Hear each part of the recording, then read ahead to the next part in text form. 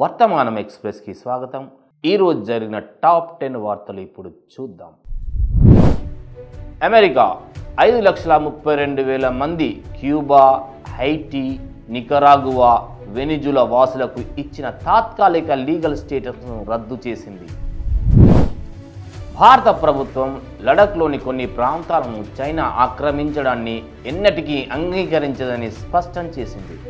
China హుటాన్ ప్రిఫెక్చర్లో 2 కొత్త కౌంటీలను ఏర్పాటు చేయడం, వీటి పరిధిలో లడఖ్లోని కొన్ని ప్రాంతాలు ఉండటంపై భారత్ తీవ్ర నిరసన వ్యక్తం చేసింది.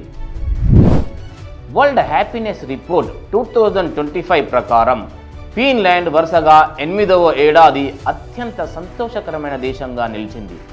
భారతదేశం 118వ స్థానం, పాకిస్తాన్ 109వ స్థానం, అమెరికా 24వ స్థానాల్లో ఉండగా ఆఫ్ఘనిస్తాన్ మాత్రం అత్యంత దుఃఖిత దేశంగా నిలిచింది. తమిళనాడు సీఎం స్టాలిన్ డిలిమిటేషన్ ప్రతిపాదనపై ఆందోళన వ్యక్తం చేస్తూ దక్షిణాది రాష్ట్రాల ప్రాతినిధ్యాన్ని తగ్గించరాదని హెచ్చరించారు.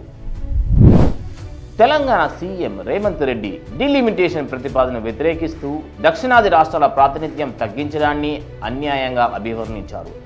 కేంద్రం కుట్రలను తిప్పికొట్టేందుకు అఖిలపక్ష సమావేశం నిర్వహించాలని డిమాండ్ చేశారు. తెలంగాణ రాష్ట్ర రెవెన్యూ శాఖలో 5,000 కొత్త ఉద్యోగాల భర్తీకి ప్రభుత్వం నోటిఫికేషన్ విడుదల చేసింది. ఈ నియామకాల్లో village revenue secretary, junior revenue officer వంటి పోస్టులు ఉన్నాయి.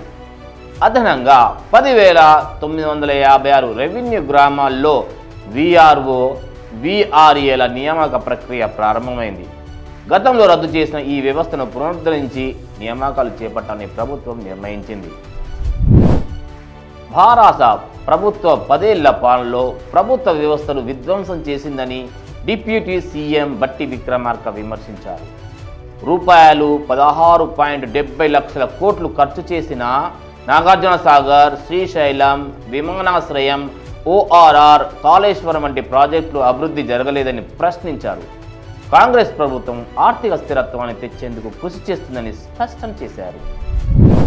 ప్రొఫెసర్ గణేష్ నారాయణ దాస్ భాషలను బలవంతంగా రుద్దడం లేదా గుడ్డిగా వ్యతిరేకించడం సరికాదని, జాతీయ ఐక్యత కోసం బహుభాషా విధానం అవసరమని ఆయన పేర్కొన్నారు.